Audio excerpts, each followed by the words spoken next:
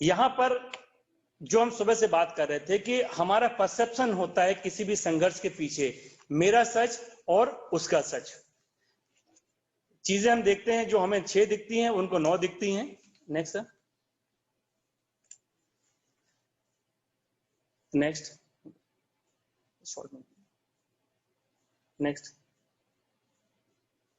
बस देखिए यहां पर जो हमने 4 अभी पिक्चर्स दिखाई हैं, इन चारों में देख के कहीं ना कहीं एक में तो आपका था कि हमारा नजरिया क्या है, हमारा नजरिया उनके नजरिए से कई बार डिफरेंस हो जाता है।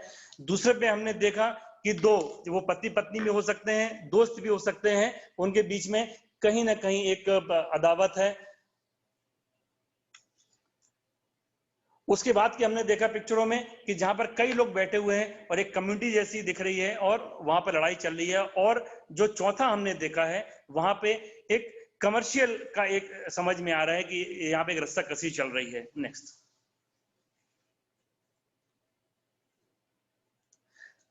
ये होता है कॉन्फ्लिक्ट, अंदर द्वंद्व, मतभेद, संघर्ष। जैसा कि आपके कैरिकुलम में दिया हुआ है, संघर्ष।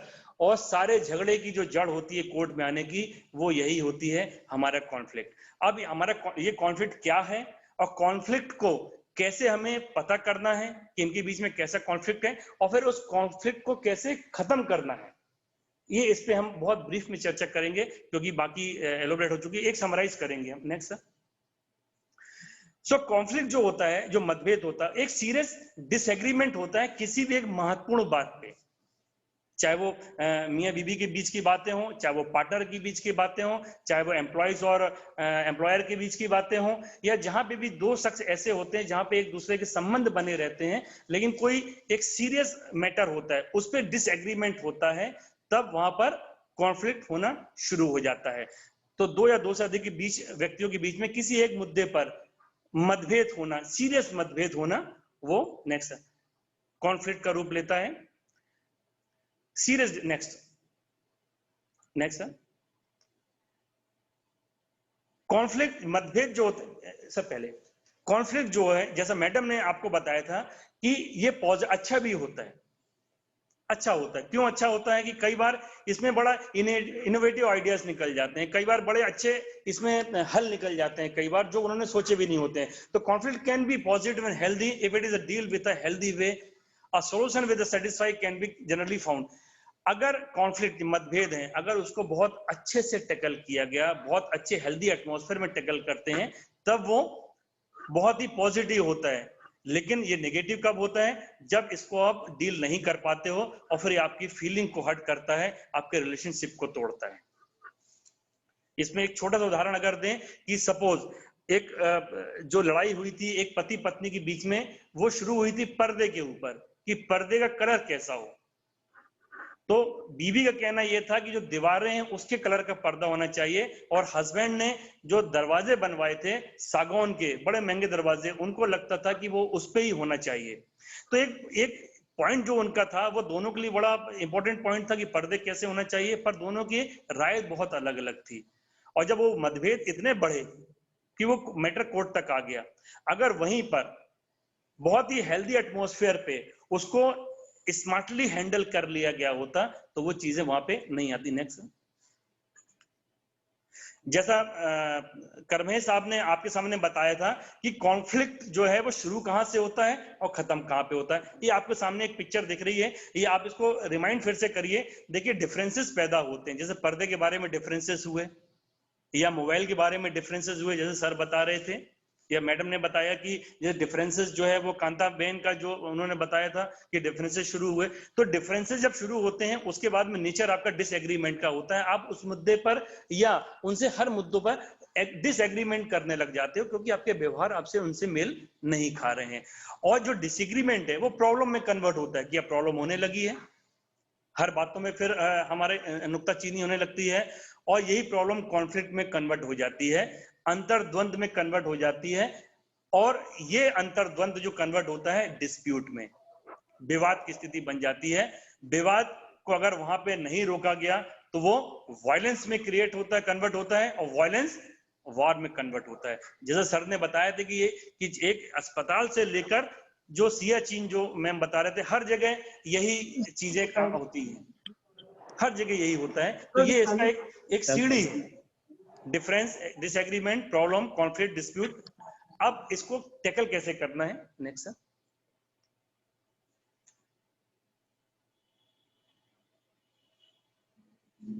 देखिए, हम सब ह्यूमन बीइंग है, इंसान है, और हमारे इमोशंस होते हैं, और उसी इमोशंस के साथ में हम समाज में जीते हैं।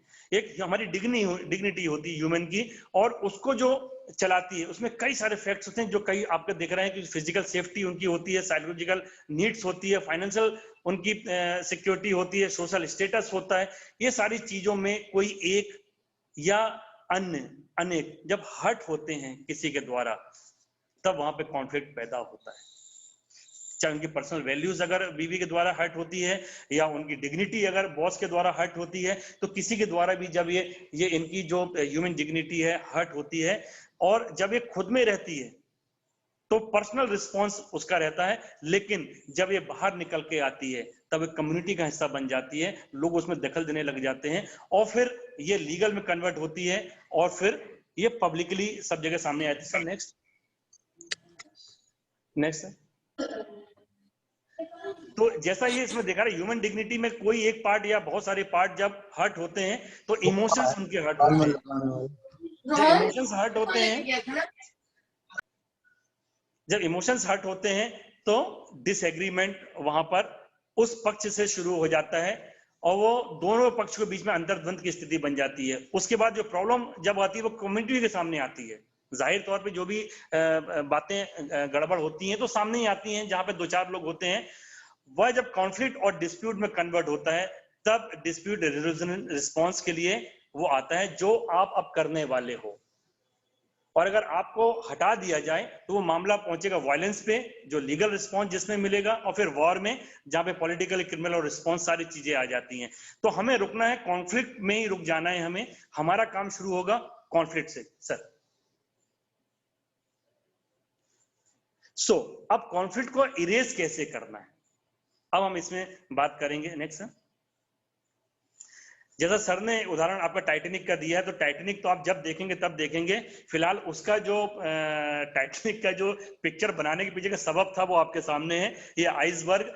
आप देखेंगे जैसे सर बता रहे थे कि जब आप शरबत के गिलास में डालते हैं बर्फ को, तो एक छोटा सा हिस्सा ऊपर दिखाई देता है, लेकिन उसके नीचे वो बहुत अंदर तक रहता है। आइसबर्ग की यही यूएसपी रहती है कि ऊपर आपको बहुत छोटा सा हिस्सा दिख रहा है, लेकिन इसके नीचे वो बहुत ज्यादा है। और आमतौर पे जितने भी मतभेद या वाद विवाद आपके सामने आते हैं, वो उसका स्वरूप यही होता है। आपने देखे होंगे, लेकिन आज उसको आप रियलाइज करोगे कि हाँ, ये तो हमारे सामने आ चुकी चीजें, अगर हम इस तरह से इसको करते, हैंडल करते, तो शायद चीजें और बेहतर हो सकती थी। Next sir.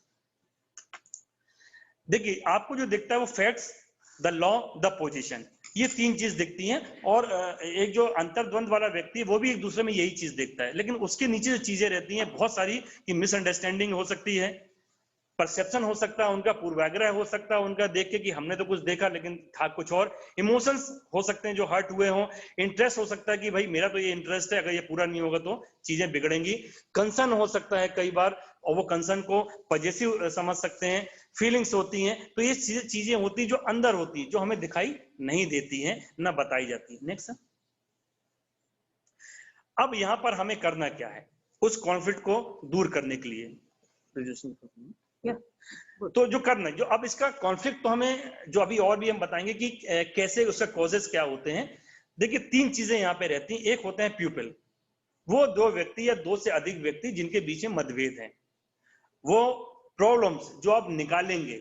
जैसा अभी इन 8 दिनों की ट्रेनिंग में आप देखिए कि जैसा कि सुबह जो है बात चल रही थी, महबूब साहब ने जब बताया कि कैसे करेंगे बताएं, तो आपको पता भी नहीं चलेगा कि आप कब पारंगत हो गए, कि बिना समझाए भी, बिना गाइडेंस दिए भी क्या ये मतभेद हम खत्म कर सकते हैं।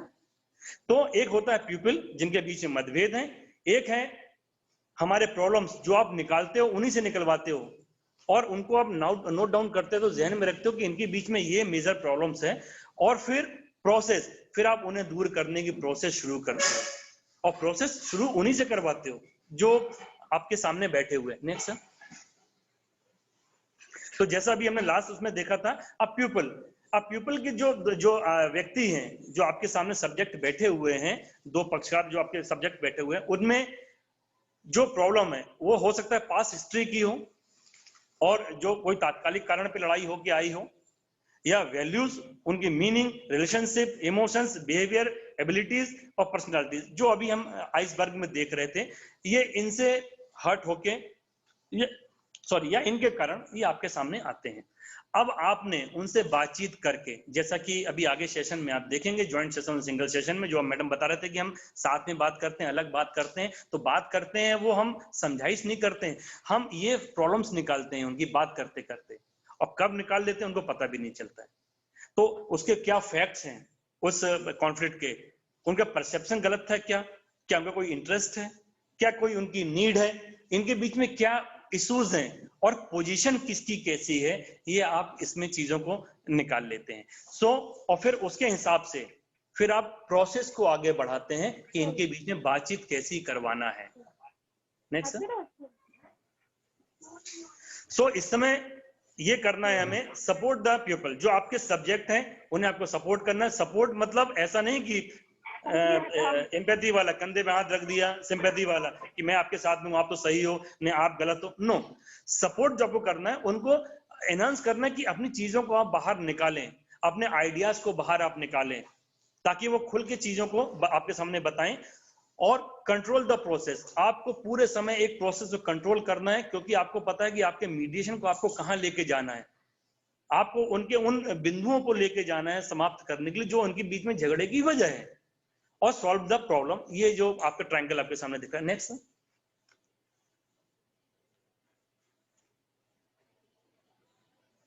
अब एक पिक्चर, रिस्पेक्टिव मैम ने एक बार बड़ा अच्छे से हमें समझाया था, तब से पिक्चर हमारे जहन में है कि आप देखिए, जनरली यही होता है जब कॉन्फ्लिक्ट होता है कि दो यहाँ पे जानवर ऐसे हैं, दोनों के समय सामने घास का झुंड है, और दोनों उसे खाने की कोशिश करने पर दोनों एक ही रस्सी से बंधे हुए हैं, और हर थक के वो बैठ गए हैं। एक क्वेश्चन मार्क वहां पर है, वो क्वेश्चन मार्क उनके समझदारी के लिए हो सकता है कि वो क्या करने वाले हैं, और वो क्वेश्चन मार्क एक मीडिएटर का भी हो सकता है कि तीसरा पक्ष वहां पर आकर उन्हें इस तरह से मोटिवेट करे कि भाई एक काम करो, दोनों रस्सी एक साथ अगर आप चलोगे आगे आगे विपरीत दिशा में, तब तो आप भी नहीं खा पाओगे, आधा एक तरफ पहले खा लो, फिर आप दोनों मिलके उस तरफ खा लो। तो मीडिएशन पे कमोवेश कॉन्फ्लिक्ट को यही किया जाता है, उन्हें एक सकारात्मक दिशा की तरफ मोड़ा जाता है कि ताकि वो अपने जो अंतर्द्वंद हैं उन्हें वो समाप्त कर सके जड़ के साथ में। नेक्स्ट।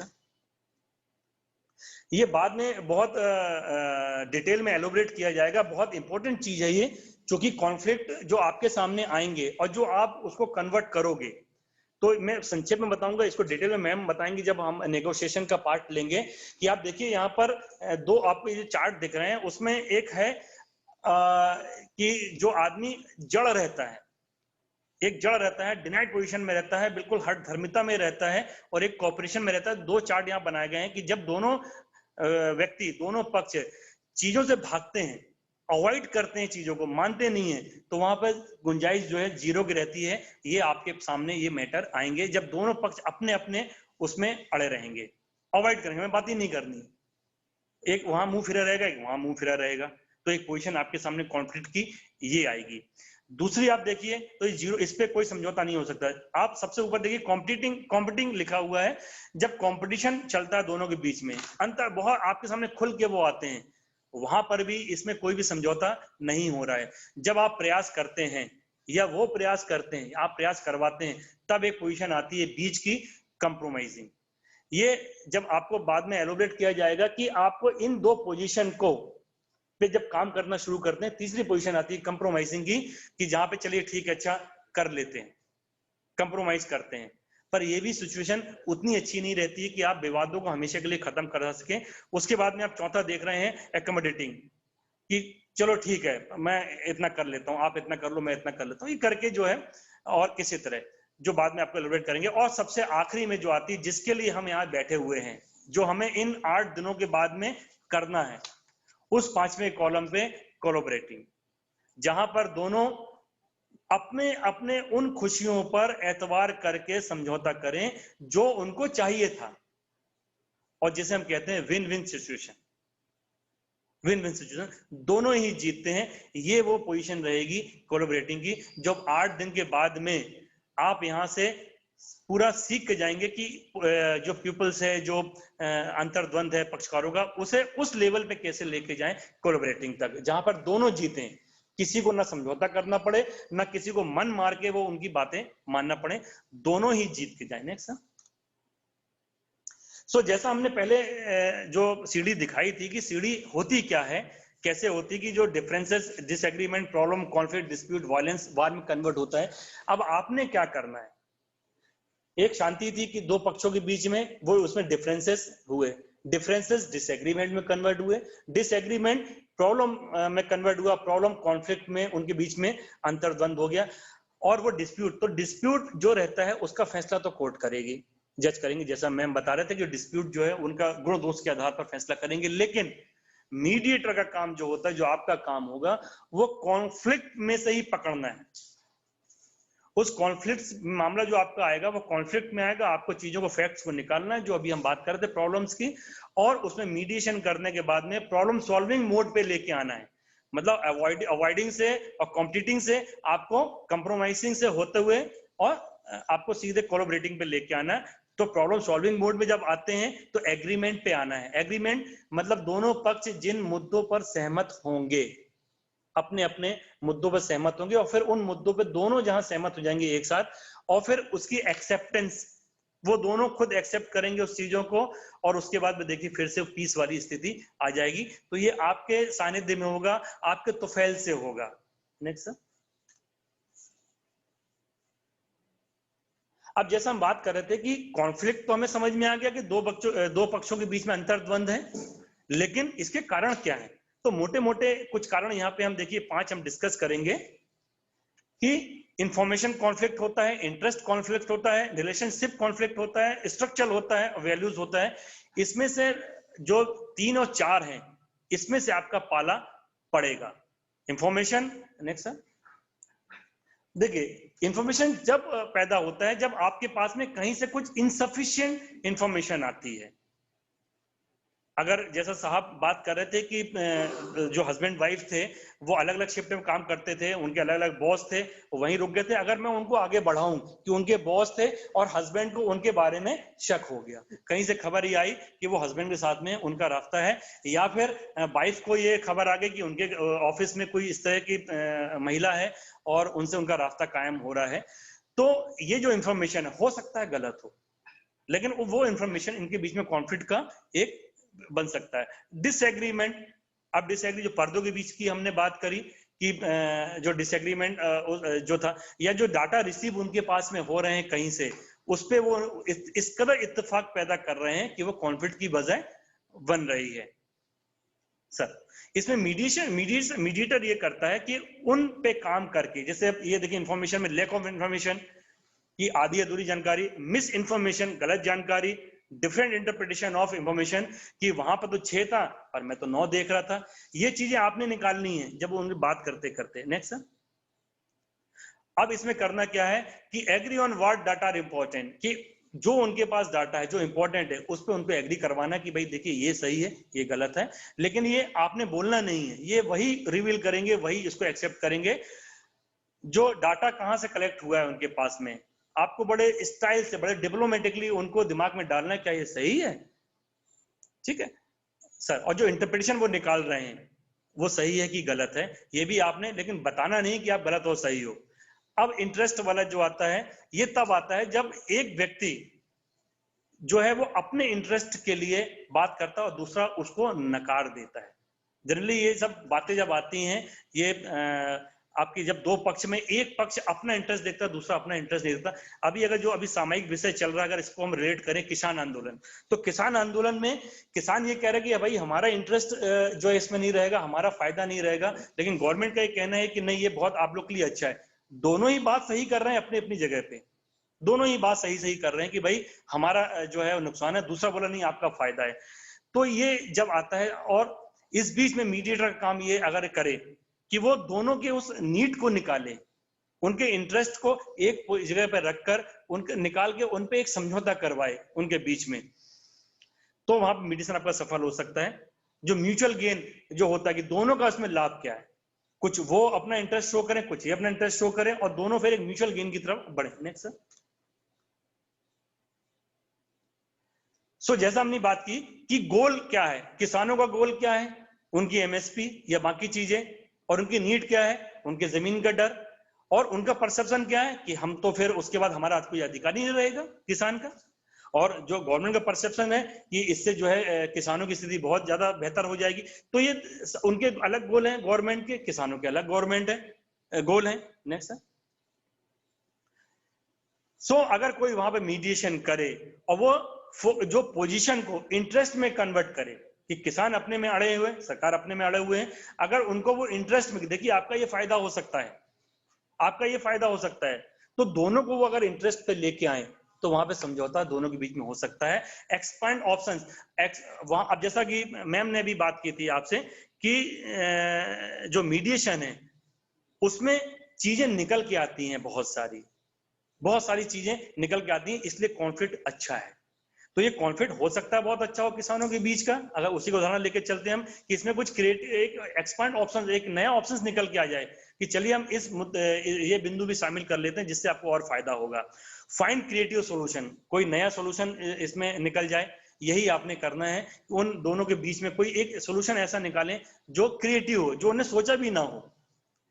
और क्लेरिफाई परसेप्शन कि भाई देखिए आपकी जमीन कहीं नहीं जाएगी, कि आप मालिक रहोगे हमेशा, आपकी एमएसपी पे कोई, तो ये चीजें या फिर गवर्नमेंट को बताई जाए कि आप जो कर रहे हो वो किसानों के लिए आगे जाके ये जो नुकसानदायक होगा। तो आप जब क्लेरिफाई परसेप्शन में जाते हो, उनके परसेप्शन क्लियर करते हो, तो बहुत सी चीजें वहां पे समाप्त हो जाती है। नेक्स्ट। वैल्यूज कॉन्फ्लिक्ट, हर आदमी का अपना एक वैल्यू होती है, एक बिलीफ होता है। अगर इसको हम रिलीजियस मैटर से जोड़ के देखें तो देखिए आज चूंकि बहुत ज्यादा यहाँ पे मुस्लिम समुदाय के लोग हैं, और हम सब पता कि हम विभिन्न संप्रदाय हमारे अंदर भी रहते हैं, उनके अलग आइडियोलॉजी रहती है, उनके अलग बिलीफ रहते हैं, और ये बड़े कॉमन है कि चाहे शिया सुन्नी हो, चाहे सुन्नियों के अंदर भी इतने सारे फिरके रहते हैं कि उनमें चाहे 24, कई बार ऐसा हम बोलते हैं उनको कि ये बहावी हैं, लेकिन जब हम एक टेबल पर बैठते हैं तो उनकी नाइतफाकियां हमारे सामने आती हैं और ये बड़ी स्ट्रांग होती हैं। उनको जानने के बाद में आपने अगर उनको एक टेबल में बैठाकर उनकी चीजों को क्लियर करवा दिया कम्युनिटी में, ये बहुत बड़ा अचीवमेंट होगा। इसको अगर हम, एक बहुत बड़ा केस हुआ था जो अब आपके दुआओं से खत्म हो गया है और बड़े अच्छे वे में खत्म हुआ, राम मंदिर का अगर हम मुद्दा लें, मध्य बाबरी मस्जिद का, तो अगर वो वैल्यूज की बात थी, हमारा ट्रेडिशन था, बिलीफ था, दोनों पक्ष जो है उनका बिलीफ था कि ये हमारा जो है भगवान का घर है और राम का घर है। उसमें मीडिएशन की कोशिश हुई और हमारे सीनियर श्री राम पंचू साहब भी उसमें थे, और उसमें आप देखिए कि जो कई चीजें ऐसी निकल के आई थी जो डिस्क्लोज हुई कि जो फैसला हुआ कमोवेश वही चीज मीडिएशन में भी निकल के आ रही थी कि ऐसा हो सकता है, जो वहां पे जो दिए गए थे। तो आप देखिए चूंकि जजेस जो है वो प्रीजुडिस नहीं होते हैं, वो तो सामने जो फैक्ट्स होते हैं उसी भी करते हैं, लेकिन आप देखिए वो मीडिएशन कितना अंतिम तक चला गया था। अगर वो मीडिएशन रीच तक पहुंचता, आखिर तक पहुंचता, तो वही फैसला होता जो कोर्ट ने फैसला किया था। तो उन्होंने इस सारी चीजों को, बिलीफ को देखा और उनको लेके आए। नेक्स्ट है। सो डिफरेंट क्राइटेरिया इवैल्यूएटिंग, तो आप जो मूल्यांकन करते हैं उस उनके वैल्यूज को, उनके बिलीफ को, उस पर आपको काम करना पड़ता है। उनकी आइडियोलॉजी जो रहती है, रिलीजन, इसको अपने को भी बड़े सॉफ्ट तरीके से संभालना पड़ता है। नेक्स्ट। अब जो नेक्स्ट आ रहा है सर, नेक्स्ट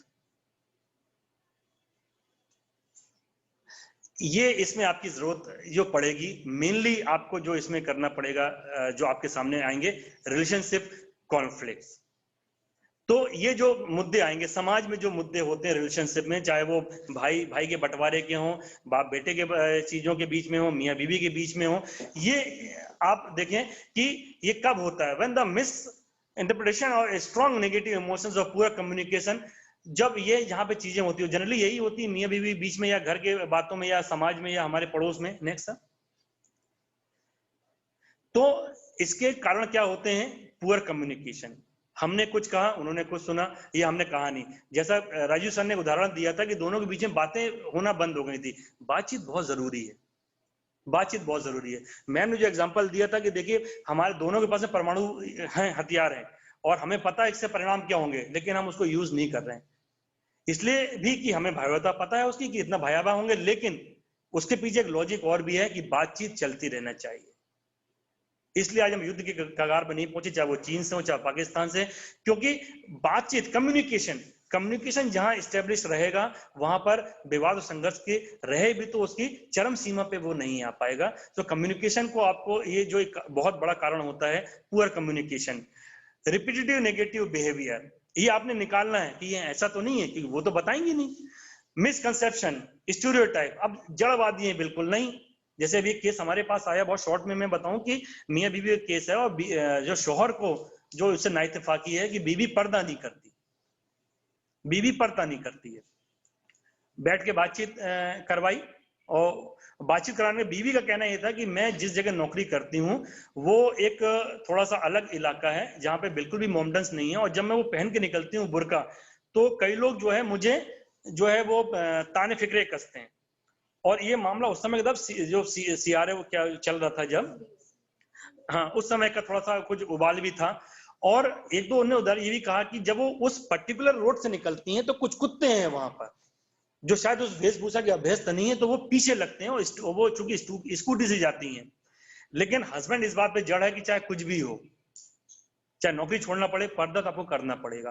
तो कुछ जो स्टीरियोटाइप रीजन होते हैं जो आपके मतभेद बीच में पैदा करते हैं, तो ये भी आपको निकालना। डिस्ट्रस्ट, अब हमें यकीन ही नहीं है। हिस्ट्री ऑफ कॉन्फ्लिक्ट, देखिए जो जब हम क्रांति की बात करते हैं, भारतीय इतिहास की बात करते हैं, तो मंगल पांडे का जो नाम आता है, हम कि क्रांति जो था, तो उस क्रांति का चर्बी वाला कारतूस के लिए हम जाना जाता है कि भाई चर्बी वाला कारतूस था, हम उसको यूज नहीं करेंगे, लेकिन वो तात्कालिक कारण था।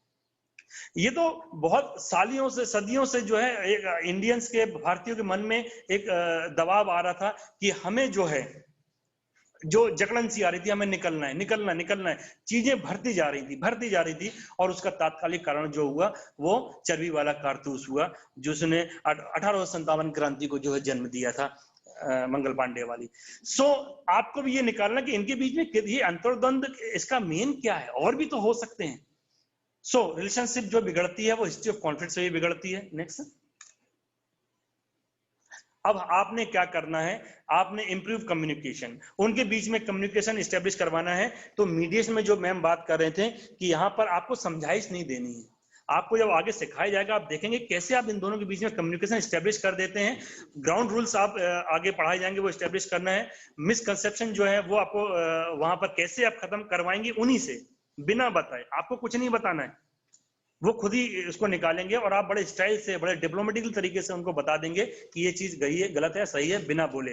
Agree on process and procedure, जो प्रोसीजर आप हमने बात की थी कि प्रोसीजर इस्तेमाल करेंगे पीपल के साथ में प्रॉब्लम के ऊपर, उसको कैसे कंट्रोल करना है। Keep your word and focus on improvement of future, not. अब देखिए यहाँ पे एक बड़ी चीज आएगी कि आपने जो बात करनी है वो फ्यूचर में बात करनी है। Mediation it's all about for future, present और इसका जो पास्ट पे जो न्यायालय काम करेगा अपना, आपने जो काम करना है उसको फ्यूचर में संबंध कैसे होंगे, फ्यूचर के लिए बनाना है। Next, next, next, next.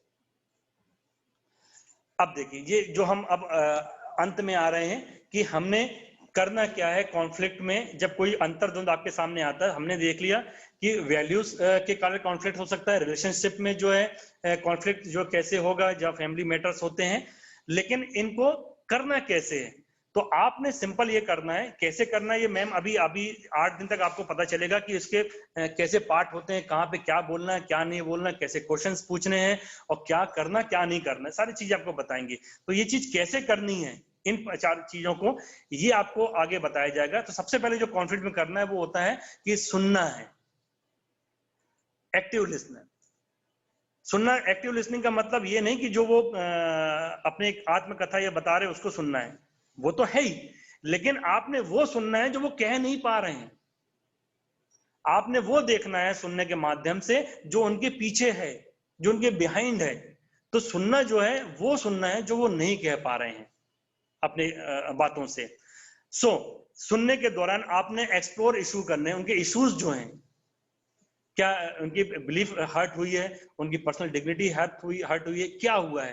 तो एक्सप्लोर इशू करना है, फिर इश्यूज निकालने के बाद में उस पर कन्वर्सेशन स्टार्ट करना है, बातचीत करना उन मुद्दों पे बात करना, फिर एक फाइंड कॉमन ग्राउंड, फिर दोनों के बीच में एक कॉमन ग्राउंड स्टेब्लिश करना कि अच्छा आप ये चाहते हो, आप ये चाहते हो, तो ये शॉर्ट होती जाएगी, उनकी प्रॉब्लम जो है वो शॉर्ट होती जाएगी, बिंदुओं में कन्वर्ट होती जाएगी, और उस पर आपने बात करते रहना है ताकि वो, और उसके बाद डिस्कवर सॉल्यूशन, उनसे ही निकलवाना कि भाई ठीक है इसका हल क्या हो सकता है। अब पर्दे का मामला था, एक को दरवाजे का पर्दा चाहिए था, एक को दीवार का पर्दा चाहिए था।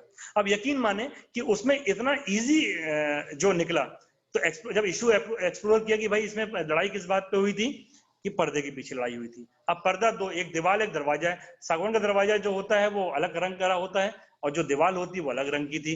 तब उन्होंने सोल्यूशन जो निकाला खुद कि दो पर्दे, एक नेट वाला और एक जो आजकल फैशन चल रहा है कि जो नेट वाला पर्दा था वो दीवार के स्टाइल का हो गया, और जो मेन पर्दा था कपड़े वाला वो दरवाजे का इसका हो गया, और लुक भी बहुत बेहतर हो गया। तो एक कॉमन ग्राउंड दोनों का निकाला अलग अलग और उसको कॉमन कर दिया, डिस्कवर सॉल्यूशन हो गया कि भाई चलो इस तरह पर्दा बन सकता है।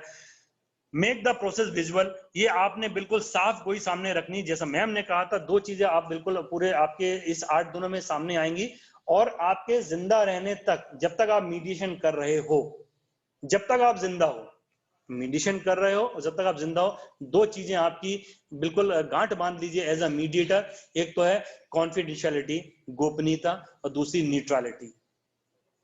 आपको न्यूट्रल रहना है मरते दम तक उस पक्षकार के लिए, और गोपनीय रहना है उस पक्षकार के लिए। आपके मरने तक वो उनकी कोई भी चीज ऐसी रिवील नहीं होनी चाहिए जो उन्होंने आपको बताई है और आप कहीं उसको बोल दें। जैसा मैम ने शुरुआत ही इसी चीज से की थी कि बहुत गोपनीय प्रोसेस है, आपने इसको कहीं भी मिसयूज ना करना है, कहीं भी इसको बाहर नहीं निकालना है। तो उनको बताइए, शुरू से ही बताइए कि ये प्रोसेस है, और इस प्रोसेस में दो चीजें रहेंगी, मैं न्यूट्रल रहूंगा और दूसरा आपकी जानकारी गोपनीय रहेगी। तो कॉन्फ्लिक्ट को आपको इस तरह हैंडल करना है। नेक्स्ट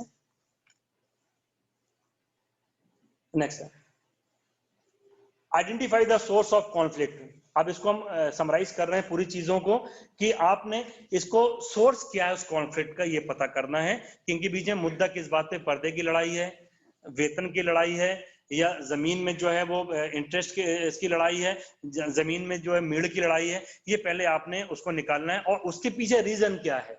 जैसे सर ने एक बहुत अच्छा उदाहरण दिया, ये आपके जबलपुर का ही उदाहरण था, क्रिकेट जो बच्चे जो था, एक नाली का विवाद था, नाली के विवाद में दोनों पक्षों के बीच में कहा सुनी हुई, कहा सुनी होने के बाद में जो है जब बच्चों के बीच की लड़ाई हुई तो उसमें 8 लोग मारे गए थे। उस एक घर के ही 8 लोगों को उस सदस्य ने मार दिया। अगर वहां पे आप कोई मीडिएटर होता तो शायद वो 8 आज जिंदा होते और मारने वाला आज समाज में रह रहा होता। तो सोर्स ऑफ कॉन्फ्लिक्ट हमें निकालना है कि वो मुद्दा वो था। जैसे आपके सभी लाइट जल रही है, आप देखें कि आपके यहाँ ट्यूबलाइट तो यहाँ पर है सामने, लेकिन बटन कहीं और है उसकी। ऐसे ही मीडिएशन पे होता है, समस्या कहीं और रहती है, लेकिन उसका रीजन जो कारण होता है, जड़ जो होती है वो कहीं और होती है, कुछ और होती है। एक शादी में 8 साल बाद जो है जब हमारे सामने बात आई और जो मुद्दा निकल के आया कि भाई इतना क्यों डिफरेंसेस आ रहा है, ये घूमने भी जाते हैं, बॉम्बे जा रहे हैं हर साल, कहीं घूमने जा रहे हैं, कहीं पचमढ़ी जा रहे हैं, घूम बहुत रहे हैं 8 साल से, लेकिन लड़ाई कहाँ पे हुई? क्योंकि उनकी सास ने लड़की की ये बोल दिया था कि तुम्हारे माँ बाप ने गुड़ दिखा के पत्थर मारा है। ये बड़ा कॉमन एक है, और खासकर मुस्लिम समुदाय में ये बड़ा चलता है, गुड़ दिखा के पत्थर मारना। जब शादी के बाद दहेज आपके अनुरूप नहीं मिलता है तो उसको हम कहते हैं गुड़ दिखा के पत्थर मारना। वो जो बात थी उसके अंदर चुभ गई, और वो जो डिस्ट्रक्शन शुरू हुआ, जो मुटाव शुरू हुआ, तो तात्कालिक तो वो ठीक हो जाते थे, लेकिन जब बहस होती थी तो वो चीज उसके दिमाग में आती थी कि इनकी सोच ये है। तो वो सोर्स को आपको पता लगाना, तो आप कॉन्फ्लिक्ट को बहुत अच्छे से हैंडल कर पाएंगे। लुक बियॉन्ड द इंसिडेंट, आपने अब आउट ऑफ बॉक्स देखना है। मैम उसको आगे आपको बताएंगे, ये बहुत इंटरेस्टिंग सब्जेक्ट है कि आउट ऑफ बॉक्स आपको देखना। मैम ने 3 लोगों को एक दिए हैं, महबूब जी को दिया, अली असगर साहब को दिया मैम, और तारिक पाशा जी को ये दिया। अब देखिए इसमें जो मैम का जो एक विजन है, वो विजन जो है वो आप सबको ये बताना है कि लुक बियॉन्ड द इंसिडेंट, ये आप और इससे कैसे आप दूर देख सकते हो, जो सामने दिख रहा है उसके अलावा भी आप कैसे देख सकते हो। Request solution. तो महबूब सर आप मुझे दिख रहे हैं इसलिए मुझे याद आ गया है कि अब यहां से ये शुरू होता है आपका जानने के लिए कि रिक्वेस्ट सॉल्यूशन ये आपने नहीं बताना है, ये उनसे निकलवाना है कि भाई और क्या हो सकता है, अच्छा क्या हो सकता है, अच्छा आप बताएं क्या हो सकता है, क्या हल हो सकता है, और फिर आपको ये दूसरों को पास करना है। जैसे मैंने कहा था कि हम कुछ नहीं करते, एक चीज को मॉडिफाई करके उसको पॉजिटिव करके दूसरे तक पहुंचाते हैं, बस। आप एक सोर्स रहते हो, आप एक कैटलिस्ट रहते हो, उत्प्रेरक रहते हो। उत्प्रेरक वो होता है जो पूरी प्रक्रिया को, पूरी चीजों को एनहांस कर देता है, बढ़ा देता है, और खुद बिना अपने चेंज किए हुए रहता है, वो चेंज नहीं होता है।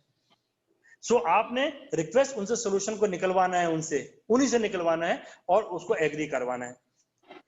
Next, identify solution both dispute can support. और ऐसे चीजों जैसे पर्दे वाला एग्जांपल है कि भाई ठीक है इस कलर का भी हो जाए, इस कलर का भी हो जाए, बीच में नेट ऐसी लग जाएगी तो उनका सोल्यूशन निकल गया। वैसे ही आपने उनकी निकलवा के उन दोनों के बीच में कॉमन रख देना कि ठीक है साहब देखिए इतने सारे जो है आप लोगों ने वो दिए हुए हैं सोल्यूशन, चलिए हम इस पे एक एक करके बात करते हैं, तो जो बेस्ट होगा उसको वो ग्रैब कर लेंगे, मगअप कर लेंगे। नेक्स्ट, और आखिरी जो है एग्रीमेंट, जो लास्ट आपका जो रहेगा, ये सारी जो लब्बो लुभाव है इन 8 दिनों का, जो कवायद जो यहाँ पर चलेगी उसका पूरा लब्बो लुभाव जो है वो ये एग्रीमेंट है जो आखिरी में बताया जाएगा। और यही सबसे बड़ी 2 चीजें जो है, एक कॉन्फ्लिक्ट, हमने जो अंतर्द्वंद है वो समझ लिया, मतभेद समझ लिया, और फिर एग्रीमेंट क्या होना है, हम उसको कैसे समझौते पे लाएंगे और समझौता क्या होना चाहिए, ये आखिरी में आपका विषय वस्तु रहेगी आपकी। तो ये कॉन्फ्लिक्ट आपको हमने एक पूरा जो सुबह से जो मैम ने बताया, जो राजीव सर ने बताया, इसको हमने विजुअल के माध्यम से आप सबको यहाँ पर एलोबरेट किया है थोड़ा